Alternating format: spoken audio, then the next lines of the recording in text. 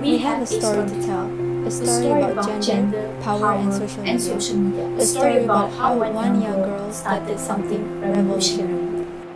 It all began on the 24th of April when a 17-year-old high school student named Ain uploaded a 1-minute TikTok video on Twitter of her ranting about how one of her male teachers appropriated a rape joke during a physical education class at school. The exact words this male teacher had used were, "I have an advice for you guys. If you want to rape a girl, do it to girls over 18. It's not called raping then." The male students in the class laughed at the joke, while the girls were indifferent. Now, you might wonder, why would anyone have reacted in such a way, laughing at something so inappropriate? Why would someone have joked about a sensitive issue like rape in the first place? Well, according to Ford, Boxer, Armstrong and Adele's 2008 study, it is suggested that exposure to sexist humor, such as rape jokes, would lead men who are high in hostile sexism to behave in a discriminatory manner towards women and feel less ashamed in doing so. Though a little off topic, but this is a clear set example in whereby a gender is showcasing its power towards another gender in a real life situation and not on social media. You might have thought what I went through with the rape joke in class was already traumatizing. But this child had a lot in store for her. The events that followed after was equally a mess, if not even a bigger one. Her TikTok video caught a lot of attention, some good and some bad. The nation was divided into two, those who had brains and actually supported her, and those who lacked mental intelligence. Social media is such a vast entity. Whatever you post there, it lives on. It lives on. And it spreads to every single corner of the world. That is the thing about social media that can be both beneficial yet scary. With social media, you may be able to help unspoken victims of any assault get their justice, but it is also the exact same platform that you may have to face with death threats, name callings, and more harassment from people whose faces you cannot even see. So, in this video essay on gender and power in social media, we will be dissecting the issue in relation to the backlash Ain has gotten online for simply calling out a teacher who had appropriated a rape joke. Okay, so argument 1. Sexual harassment on social media. The pattern that we can notice after going through Ain's social media is that the majority of people who had given her major backlash had been men. With the Ain issue, it has opened new doors and even perhaps a new realm to seeing how men would assert their power over women on social media, especially in terms of sexual harassment. So, according to Citron 2014 and the Pew Research Center in 2014, social media platforms generate unique forms of abuse and are a critical medium for gender-based online harassment. The National Center for Cyberstalking Research found that 63% of women reporting online harassment were harassed through social media sites. Another survey in 2014 by the Pew Research Center found that social media is the most common venue for all types of online harassment, with young women experiencing the most severe forms of harassment at disproportionately higher levels than other groups. So what's ironic is that these strangers were threatening Ain with the exact same cause that she was fighting for, rape.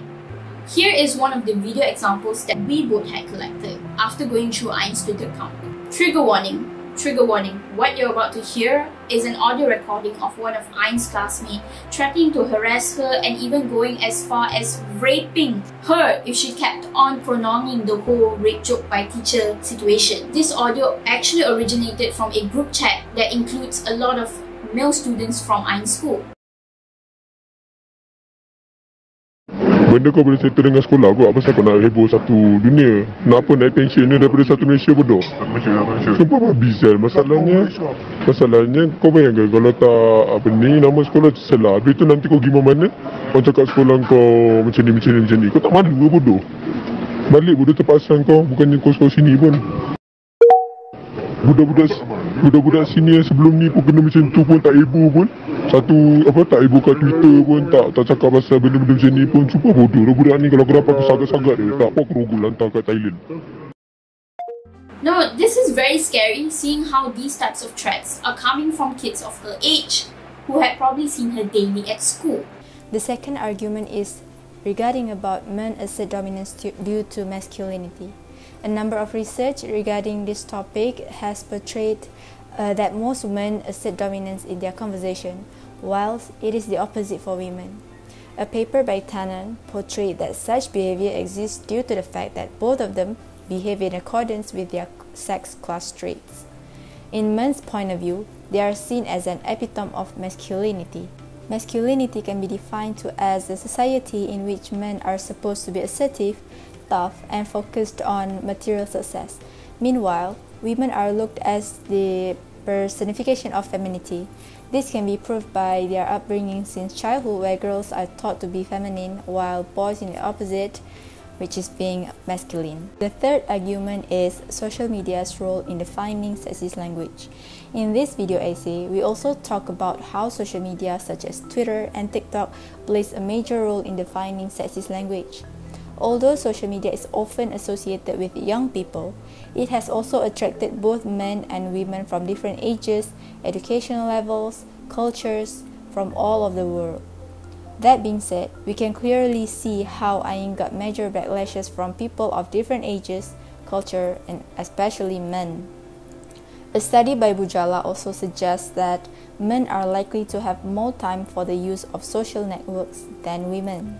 And in this argument, we can prove it by seeing how men were the ones who made sexist remarks such as pointing out Ain's body, judging her appearance, and connecting it with her religion, and that is why she got accused and sexualized by her own teacher through the comment sections. It's just so disturbing and gross, and this comes to the conclusion that the existence of social media could also affect the use of sexist language in a broader way, and it is hard to demolish these behaviors when the culture is normalized. Hence, in my opinion, the idea of sexist language here is that sexism is a system in which men and women are not simply different but more unequal. The function of sex roles embedded in our society since a long time ago, where men are the dominant gender while it is the opposite for women, we can clearly see that sexist language is rather a manifestation to the system itself, making it a major disadvantage to women and not men. So as a conclusion to our video essay, here is my take on gender, power, and social media. Seemingly that men are always the aggressor and the dominant one between the two genders, we can always remind women to stay safe, but at the end of the day, it comes back to education on how your sons should behave. Women can't live in fear forever, and men can always run away from their mistakes because of the phrase, boys will be boys. They need to be held accountable for their actions, and just because they are men, the alpha of the gender, that they should treat women any less like an object. Before we both back away, we would like to end our video essay with yet another video that we found that is very relatable to our society today. So thank you for tuning in to our video essay, and stay safe always, wear your mask, sanitize, and be kind always. To protect women, you always want women to cover their breast, their cleavage, their hip, and whatever they have on their body. But if you do so, things like this will happen. As you can see, have a look at all these men. They have lust in their eyes. They haven't seen a woman naked, so they are really curious. For them, we are like a sugar candy, right? So they can just taste us. So please make sure that you teach your son that women are not sex objects and you need to respect them. Don't protect women. Teach them how to behave. Exactly.